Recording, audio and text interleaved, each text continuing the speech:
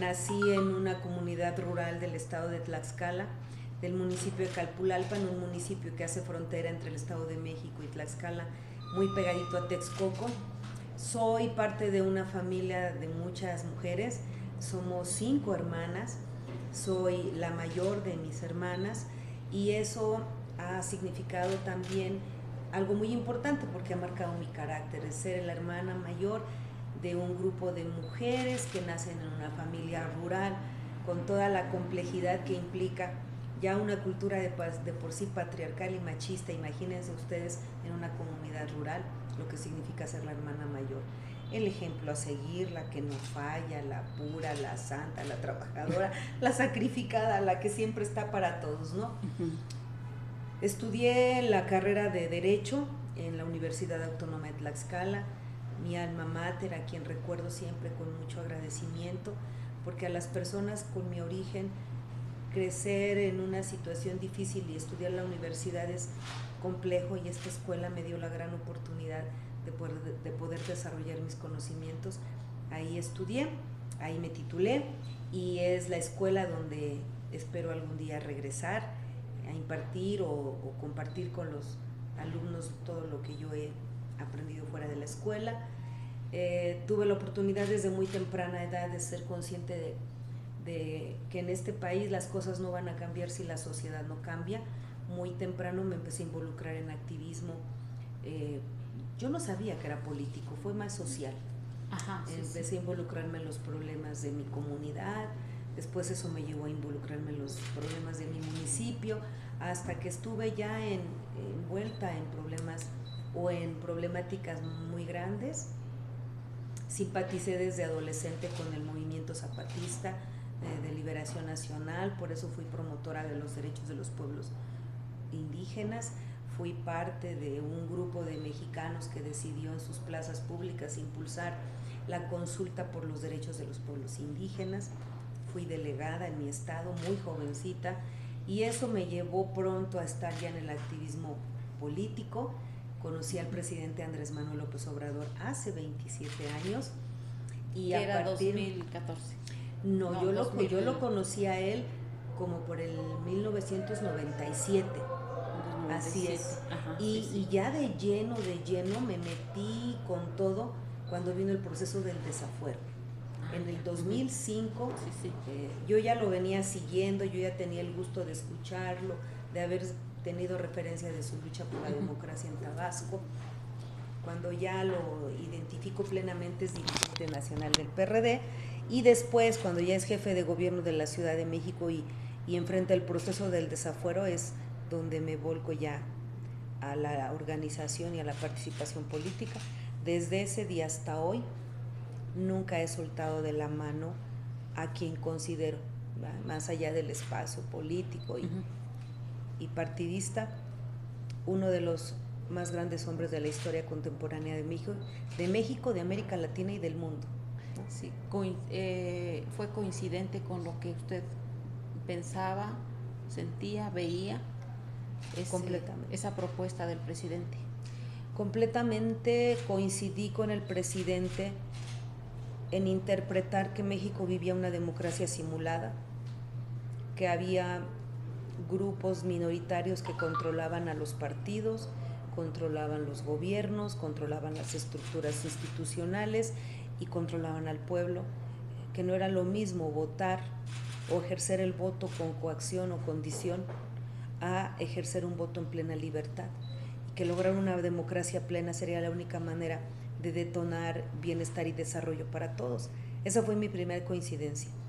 Mi segunda coincidencia con el presidente fue el valor de organizar a la sociedad y, más allá de los partidos, empezar a generar una nueva corriente de pensamiento que nos llevara a vivir una revolución pacífica de conciencias. La única manera ahora de tener un voto libre y consciente era detonar la libertad y la conciencia. Y eso solamente se puede hacer con mucha organización popular, con mucha participación ciudadana. Y entonces esa fue mi segunda coincidencia con él. La tercera coincidencia es que México tenía que ser pionero en América Latina y en el mundo en construir una forma de gobierno que se alejara del neoliberalismo y se acercara a las personas. Y entonces mi tercera coincidencia y más grande con mi querido presidente es el humanismo mexicano. Los seres humanos somos transitorios y tenemos derecho a ser felices. El gobierno, desde su esfera de poder, tiene la responsabilidad de asegurar que por lo menos alimento, seguridad, trabajo, educación sean posibles para que los seres humanos puedan concebir la felicidad. Sí, de hecho son garantías constitucionales que habían quedado en letra muerta, ¿no? Así es. Ajá. Y bueno, pues ahorita hablando sobre ese humanismo mexicano del presidente y lo coincidente que es con su idea, también dentro de estos grandes cambios está lo de la incorporación de la mujer en cargos realmente relevantes en la política, no solamente para que sea la secretaria y que lleve los papeles, etcétera, sino ya en cargos importantes. ¿Y cuál sería su opinión y su reflexión sobre que en este sexenio, en este gobierno, realmente han sido apuntaladas las mujeres? La primera mujer secretaria de Gobernación, usted ahorita como presidenta, y las anteriores, Mónica Fernández, Olga Sánchez Cordero, etcétera. ¿Cuál sería su reflexión sobre esta participación activa de las mujeres? Las mujeres de esta generación estamos recogiendo el beneficio de la lucha de muchas generaciones antes de nosotras.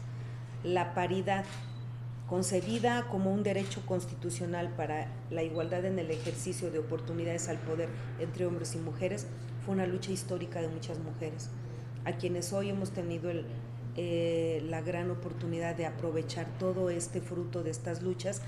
Somos mujeres de todos los grupos parlamentarios, de todos los partidos políticos y más allá de toda la sociedad, porque cuando las mujeres llegamos al poder en igualdad y hoy tenemos equilibrio de representación entre hombres y mujeres, eso nos ha permitido, como nunca en la historia, avanzar en las modificaciones a la Constitución y leyes reglamentarias que beneficien a mujeres, niñas y adolescentes. Esto que hemos hecho en estas dos legislaturas, en la Cámara de Senadores, la 64ª y la 65ª, son un precedente todavía de lo que vamos a desarrollar en los próximos años. Nosotros llevamos a la Constitución la paridad en todo. Fue una reforma de las primeras que hicimos en la 64ª legislatura. ¿Qué quiere decir? Que no solamente es en la oportunidad de las candidaturas, deben de estar las mujeres en igualdad de paridad en el ejercicio del poder público, direcciones, subdirecciones, en áreas administrativas del gobierno federal, estatal y municipal, pero también en la vida privada, que las mujeres puedan ser directoras, superintendentes, gerentes de las empresas privadas, que puedan ser promotoras del desarrollo, promoventes de una economía más dinámica, como activistas y pioneras al frente de todos los proyectos, incluso la iniciativa privada. La paridad en todo es uno de los grandes derechos que construimos para que podamos tener ministras de la Suprema Corte, embajadoras en la Secretaría de Relaciones Exteriores, porque antes esos lugares eran sobre todo para varones. Incluso la paridad para que las mujeres también estén en las Fuerzas Armadas representadas por primera vez, no solo ser como lo han sido hasta ahora, mujeres extraordinarias al servicio de México en las Fuerzas Armadas, sino que también tengan rangos de dirección. Entonces, esto todavía lo vamos a ver en los próximos años cómo crece. Este gobierno, aparte de que traía una visión ya obligada por la Constitución, ha tenido una visión profundamente responsable, porque a las mujeres les ha dado la oportunidad en igualdad en su equipo de gobierno, en el gabinete, pero además con cargos muy relevantes. La Secretaría de Gobernación primero fue para una mujer con experiencia, pero hoy tenemos a una secretaria de Gobernación muy joven. Y eso sí implica un cambio generacional, porque quien hoy tiene en sus manos la Secretaría de Gobernación es una mujer desprovista de las viejas formas de hacer política. Nuestra secretaria sí representa un cambio generacional para la transformación a largo alcance que el proyecto de este gobierno ve, y no solo ella, Si nosotros vamos a los congresos de los estados, nos vamos a encontrar muchas mujeres muy jóvenes siendo diputadas, presidentas municipales, regidoras. Entonces, estamos viviendo un momento muy importante, pero no podemos bajar la guardia. Nosotras tenemos que seguir luchando. Sí, sí, cómo no. Dentro de esta nueva manera de hacer política, también en el legislativo hay una nueva manera de legislar, que es legislando con visión de paridad de género, ¿no? Entonces también en ese sentido, ustedes que vienen de este movimiento de la cuarta transformación, tienen una nueva visión. ¿Cuál es esta visión que con la que ha trabajado desde el legislativo?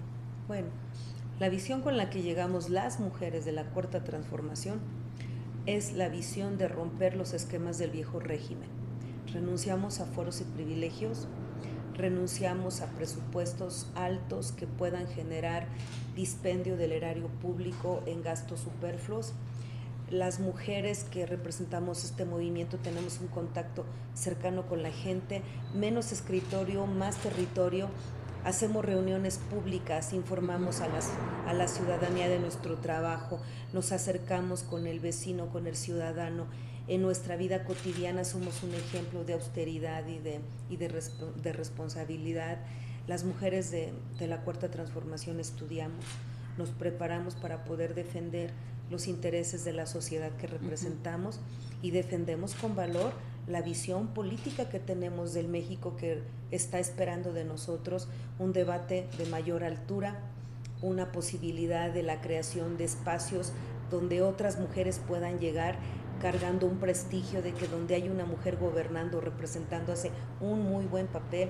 Entonces somos mujeres profundamente humanas al servicio de los demás y concebimos que el poder solamente tiene sentido y se convierte en virtud cuando se pone al servicio de los demás. Sí, muy bien. Y sí, eso lo hemos notado en su caso y también en las legisladoras y legisladores de la Cuarta Transformación. Hay una cercanía que no había con los priistas, por ejemplo, en las otras legislaturas. No existía eso. Pero también usted ha mencionado algo que es bien importante para el tema de las mujeres, que es, usted lo ha mencionado así, que no han regalado nada a las mujeres se han preparado. Y también ese gran proceso que usted ha mencionado, de que son muchas generaciones, es que a las mujeres se les ha permitido estudiar en las universidades, prepararse. Y ahorita, por ejemplo, la secretaria de Relaciones Exteriores es una mujer muy preparada, no es de que porque la Constitución diga que haya paridad, está allí, no, está preparada y ustedes han logrado alcanzar esos niveles de preparación académica para poder desempeñar bien su función. Entonces, yo también he visto que usted tiene grupo de mujeres que busca eso, la capacitación de las mujeres, que aprendan, que conozcan y que se desarrollen. ¿Cómo está participando en eso? Sí, bueno, nosotros tenemos claro que la capacitación y la formación política en el ámbito económico y social depende de que todas las estructuras de escuelas públicas de todos los niveles se abran para todas las mujeres. Otras lucharon para que nosotras tuviéramos derecho a la educación, otras tuvieron que luchar para poder ingresar a la universidad y concluir una carrera, y otras han luchado por ganar espacios de dirección en áreas académicas. Ha sido difícil, hoy estamos en una oportunidad muy grande, ya llegamos, ya hay muchas mujeres que estudian, ya incluso no es un gran acontecimiento, ya es normal que las mujeres puedan entrar a las universidades o tecnológicos de educación superior porque otras lo abrieron. Pero la capacitación no llega desafortunadamente, o la educación, a todas. Entonces hay un grupo muy grande de mujeres, sobre todo las que están en las comunidades rurales, la ranchería, las zonas indígenas, las zonas conurbadas donde mayor pobreza hay, que las mujeres pueden estudiar primaria, máximo secundaria, y ya la preparatoria y una carrera profesional ya no alcanza el dinero. Entonces he visto, y eso es una concepción personal, que las mujeres que no tuvieron esa oportunidad, vayamos a encontrarlas y les demos capacitación para desarrollar alguna actividad laboral, una capacitación para que puedan desarrollar proyectos productivos exitosos y que les podamos acercar el dinero. Nosotros decimos, o lo digo yo, sí, Si a una mujer le quieres garantizar sus derechos, no basta con crearlos en las leyes. Hay que ayudarles a tener la seguridad del dinero en su bolsa. Darle a una mujer dinero es darle la garantía de que todos sus derechos van a ser ejercidos. Sin dinero, aunque haya nuevos delitos en el Código Penal, haya nuevas restricciones de violencia en la ley que garantiza el acceso a las mujeres a una vida libre de violencia, el derecho a acceder al poder a través de los partidos políticos, el derecho en paridad de ser votada, no va a llegar si la mujer que es violentada, que sufre mucho el aislamiento económico, no tiene para ir al Ministerio Público y pagar su pasaje y hacer su denuncia, o no puede regresar a ver a la terapia al psicólogo porque uno tiene para comer. Si les damos dinero, les vamos a garantizar sus derechos. Entonces, lo que yo estoy haciendo en estos momentos en mi estado, en Tlaxcala, es organizar grupos en los lugares de mayor alta marginación y les estamos dando una capacitación completa. Capacitación de desarrollo humano. Y después viene la capacitación de educación financiera. Y después viene el curso de cooperativismo. Y después viene la aplicación del recurso sobre un proyecto colectivo. Entonces, es un experimento, pero es una manera de hacer posible educación y acceso al dinero. Sí, la autonomía económica, que es básica para que la mujer, como dice, logre tener sus derechos. En otro aspecto, senadora, quisiera que usted me dijera cuál sería su reflexión en ese sentido de que ahorita en el Congreso, digo, que es más allá de la paridad, porque si fuera paridad sería un hombre y una mujer, pero ahorita están dos mujeres presidiendo este órgano de gobierno que es la mesa directiva de ambas cámaras. ¿Cuál sería su percepción? ¿Hay un avance significativo? Bueno, mi percepción es que es el resultado del ejercicio pleno del derecho a la paridad. Somos mujeres las que presidimos ambas cámaras por primera vez en nuestra historia, pero además representando proyectos políticos distintos. Eso quiere decir que no solamente hay paridad, sino hay una plena representación democrática y plural de nuestros órganos de representación en el poder legislativo. Eso quiere decir que estamos viviendo no solamente un periodo importante de desarrollo y crecimiento para las mujeres en el ejercicio del poder público, sino que estamos en la maduración de la democracia, porque además nos entendemos muy bien. Las mujeres, cuando llegamos al poder, más allá de la trinchera partidista, lo que vemos es una oportunidad de hacer grandes cosas aliadas para la sociedad y para las mujeres. Muy bien, y sobre su experiencia en eventos internacionales, la hemos visto dando discursos ya en la ONU, también estuvo en Europa, y yo lo que he visto es que usted no demerita en nada, está muy bien preparada y con mucha soltura ha participado en esos eventos internacionales. Quisiera saber cuál ha sido su experiencia. Bueno, uno siempre siente nervios, no se nota, pero sí. Si todavía tomo la tribuna y me pongo nerviosa, imagínense. Todos los días llego con emoción a iniciar una sesión, lo que significa para su humilde servidor haber sido oradora en el Parlamento Europeo, haber sido oradora en el P20, que es así como hay un grupo de los 20 países más desarrollados, hay su similar legislativo, es el Parlamento de los 20 países más desarrollados o con mayor crecimiento económico o más ricos del mundo. Entonces ya fui oradora también en el P20 en la India, en Irlanda fui oradora en el Parlamento Europeo, fui oradora en Chile, en la reunión de la FAO, en esta reunión internacional de lucha contra el hambre y la malnutrición, y fui oradora recientemente en Naciones Unidas. Entonces, para mí el estar en estos foros representa una oportunidad, primero, de demostrar al mundo que en México hay una verdadera representación de las mujeres, que hemos llegado a espacios donde en lugar de demeritar hemos hecho crecer la política nacional. Me da mucho gusto llegar a estos parlamentos y que nos busquen para preguntarnos cómo logramos la paridad en la Constitución, cómo logramos que nuestra democracia hoy tenga minorías representadas de manera obligada en la Constitución, los indígenas, los afromexicanos, Ajá. también que estén representados los de la diversidad, que estén representados los jóvenes, que hayamos modificado la Constitución para que a partir de los 18 años los ciudadanos de México puedan ser candidatos. Entonces la representación de las minorías también es una gran hazaña de México, no solamente la paridad, sino la representación de grupos minoritarios y vulnerables.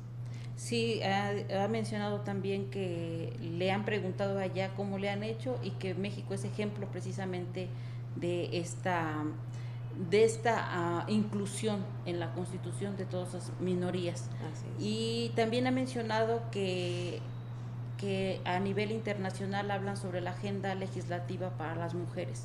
¿Qué nos podría hablar de ese tema? Sí, y la hemos compartido. Incluso hemos llevado a cabo muchos intercambios parlamentarios, muchos senadores y senadoras de México han ido a diversas partes del mundo para compartir nuestras experiencias legislativas. Hay diversos espacios donde nos piden, en algunos, que compartamos todo el diseño constitucional del derecho a la paridad. Hay quien nos ha pedido que ayudemos para construir leyes que garanticen el acceso a una vida libre de violencia en sus países. Ha habido quien nos ha pedido que compartamos nuestra experiencia de cómo logramos que se llegara a la reforma 3 de 3, es decir, que la Constitución también inhabilite por violencias de diversos tipos a quienes aspiren a un cargo público si han violentado a las mujeres, a las niñas, o si han cometido el incumplimiento a la obligación de alimentos a sus hijos. Ajá. Entonces, nos han pedido, depende del tema que más les parezca interesante, pero quiero decirles que en general no hay un país tan avanzado en el mundo como México. Los propios europeos nos han pedido compartir la agenda. Bueno, ya ni les platico de otros países donde hemos llegado y hay 3 legisladoras, una legisladora, ¿no? Ajá. Y también tendría que ver con el tema de educación, probablemente que no hay muchas mujeres preparadas en esos países, como en la India, por ejemplo. No, en la India hay muchas mujeres preparadas, ahí no hay un límite para que puedan ingresar por machismo en las escuelas. Lo que tenemos es constituciones, leyes, partidos políticos que no tienen una obligación de respetar el que las mujeres lleguen, y siempre las sacrificadas pues son las mujeres. Entonces lo que tiene que avanzar en estos países es el desarrollo de legislación electoral que obligue a los partidos políticos a que las mujeres sean incluidas en estas competencias. No basta el derecho de votar y ser votado, sino garantizarte que vas a ser votada primero por cuotas, como empezó en México. En México primero empezamos por el 30, era el 70-30, después fue el 50, después avanzamos más hasta hoy que llegamos al 50-50. Okay. Y pues bueno, ya las dos últimas preguntas. Usted forma parte de un gran movimiento que es, ahorita que hablaba que estuvo en la reunión de la FAO, también sobre la defensa hacia el maíz nativo. Ese es un gran movimiento en el que usted estuvo, que es Sin Maíz No Hay País, y si nos puede hablar de esas generalidades y cómo va ahorita. Sí, cuando yo me empecé a involucrar en las luchas sociales que luego me llevaron a la política, me encontré con la lucha en la defensa del maíz nativo hace aproximadamente 30 años, cuando se firmó el primer tratado de libre comercio en México.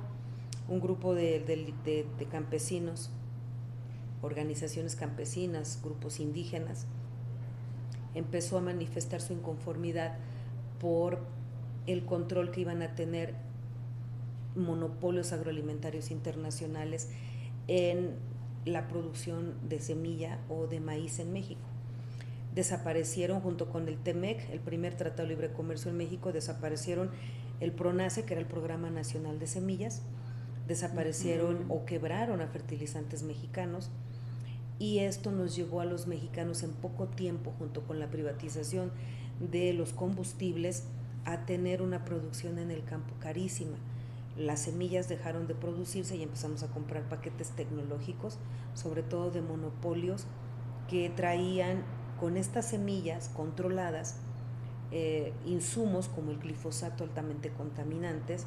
Entonces empezamos a producir caro, a vender barato, y a producir alimentos de mala calidad para el pueblo de México. No solo eso, las grandes empresas transnacionales traían un objetivo. El maíz es la semilla más sembrada en el mundo, pero el maíz tiene muchísimos grandes negocios que se pueden hacer con él. La empresa farmacéutica, la del endulzante a través del jarabe de la alta fructosa, que es el que utilizan sobre todo las refresqueras, las empresas que hacen pan empaquetado, galletas. También estaban los que hoy quieren producir etanol con biocombustible. Hay una codicia muy grande por controlar el maíz en totalidad. La única manera de que esta semilla que garantiza millones de dólares de ganancias pudiera ser controlada por estas grandes empresas era desaparecer las semillas nativas, llevarlas a la modificación transgénica en laboratorio, poder fincar sobre ellos derechos comerciales como no les podemos llamar patentes, en materia vegetal se llama certificados de derecho de obtentor, y entonces meter estos productos a México sin que supieran los campesinos que tienen semillas nativas y no están condicionadas por modificación en laboratorio, que son libres de pagar impuestos, por decirlo así, dejarlas ahí mientras ellos, con convenios que hacían con gobiernos federales y locales, fueron asegurándose de tener el control de la semilla en el mercado, luego venderla a los campesinos o luego contaminar sus plantas nativas, porque una vez que el transgénico se libera a cielo abierto, contamina inmediatamente a las semillas nativas. El maíz es muy promiscuo, es tan humano que es bien promiscuo, que inmediatamente se contaminaría, y en la medida en que fueran contaminando a cielo abierto la semilla nativa, iban a ir asegurándose de desaparecer a las nativas y de cobrar impuestos por estarlas produciendo, hasta llegar el momento en el que todas las semillas del maíz le pertenecieran a estos monopolios, como les pertenece la soya, como les pertenece el algodón, como les pertenece desafortunadamente el trigo y la cebada. Entonces querían hacer lo mismo. Son miles de millones de dólares detrás del control biológico de las semillas del maíz. Su enemigo es nuestro maíz nativo. Y entonces ahí nace esta lucha y esta defensa de identidad cultural, de soberanía alimentaria y de derecho a una alimentación sana, derechos fundamentales para México. Gracias a la vida y a Dios llegó el presidente al pueblo, llegó el presidente Andrés Manuel y ha enfrentado heroicamente los intereses de estos monopolios que son fuertísimos, fuertísimos, porque con nosotros ha logrado impulsar un decreto, primero una ley. Tenemos hoy una ley en México que declara el maíz nativo Patrimonio Alimentario y Cultural de México. Es un derecho humano, por lo tanto ya no pueden entrar libremente los transgénicos. Después un decreto por el que no permite la importación de maíz transgénico para consumo humano. Bueno, si mata plagas, ¿cómo no va a hacerle daño a los seres humanos? Entonces dicen, no hay estudios, no hay estudios. Bueno, pues nada más por el principio de precaución, mientras no prueben que no hace daño, nosotros no lo podemos consumir. No es que yo te pruebe que hace daño, tú me tienes que probar, empresa, que no me haces daño a mí. Entonces, el principio precautorio ha posibilitado, es un principio que es un principio internacional de un acuerdo que México firmó y que hoy nos protege junto con este decreto y esta ley que México tiene. Hemos logrado detener la importación para consumo humano, pero sigue entrando para consumo forrajero y en diversos alimentos que podemos ver en cereales y en diversidad de harinas en el mercado, ¿no? Entonces, nosotros hemos avanzado un poco y hoy el presidente, ¿qué ha hecho? Ante su inminente salida y la posibilidad de que estos decretos no sean ratificados o nos los tiren en amparos, porque desafortunadamente hoy el Poder Judicial concede todo a la delincuencia organizada, a la de cuello blanco y a las transnacionales, el presidente ha emitido una reforma, ha propuesto una reforma constitucional para que se prohíba la modificación genética del maíz nativo mexicano. Así lo hicieron los europeos del trigo y los chinos del arroz. ¿Por qué nosotros no habríamos de proteger el maíz? Sí, pero entonces en México sí está ya cooptado el trigo, la soya, claro, el arroz. Todas esas son, el arroz no. pero el trigo, la cebada, la soya, el algodón son transgénicos y todos son semillas patentadas o semillas con certificado de... Que ya no las puede sembrar uno porque hay que pagarles. Las puedes sembrar, pero siempre vas a pagar muy caro tener las semillas y sus paquetes tecnológicos. Ya no las vas a encontrar silvestres y libres de impuestos. Entonces, por el momento está detenido eso, pero como dije...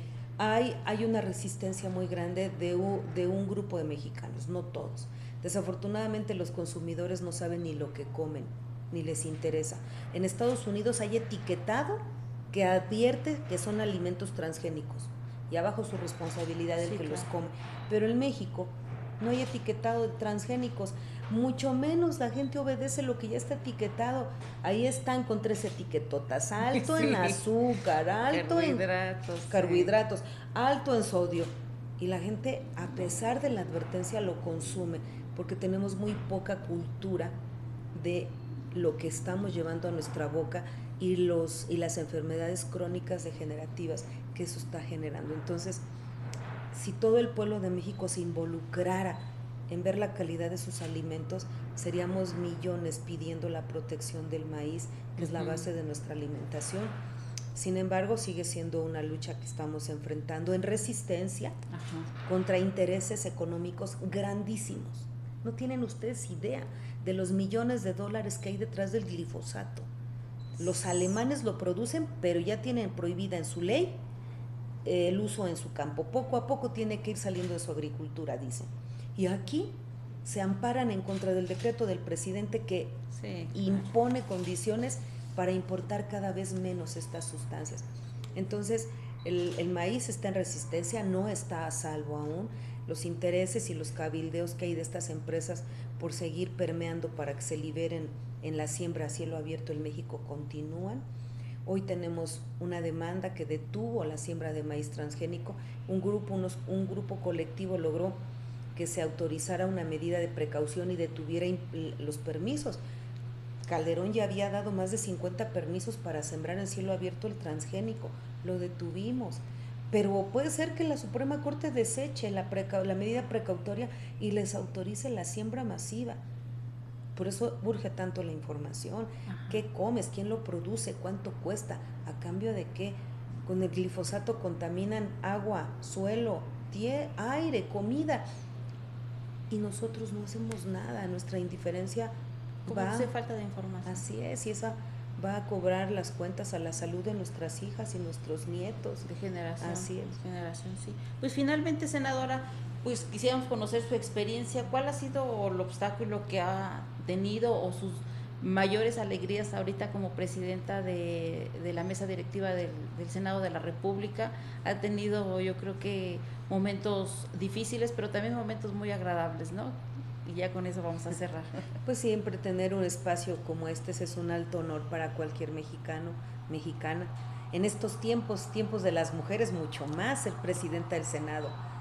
Los retos son muy grandes, tenemos que levantarnos muy temprano, tenemos que trabajar mucho y la familia queda relegada a cuando uno tenga tiempo.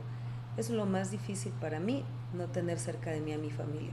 Pero todo lo demás, no hay reto que no sea posible superar estudiando, siendo perseverante, constante, estudiando mucho, y sobre todo la gran oportunidad que el Senado me ha dado es de aprender a ser diplomática, a abrir siempre el diálogo. Pues a veces uno no puede ser un ser humano y a veces hay momentos en que uno puede no tener la templanza necesaria, pero estoy aprendiendo todos los días a ser una mejor persona, a ser una mejor representante y a ser una mejor mexicana que le sirva a la sociedad. Y en razón de eso he tenido muchas bonitas experiencias aquí, porque cuando llegamos a este espacio tan hermoso de trabajo, había muchos vicios de actitud. No digo que todos, pero hubo quien no trataba con respeto y con igualdad a todos. Creía que por estar en la presidencia era distinto y merecía un trato privilegiado, y creo que para mí lo más importante cuando llegué aquí fue renunciar a guardaespaldas, a camionetas de lujo, a servidumbre personal, a renunciar a todo. Ustedes pueden investigar aquí y les van a decir que mi misma camioneta con la que llegué es con la que voy y vengo, no tengo ningún recurso adicional para mí, yo gano lo mismo que mis compañeros, la única diferencia es el presupuesto adicional que se da, pero es para el manejo de la mesa directiva, no para su servidora.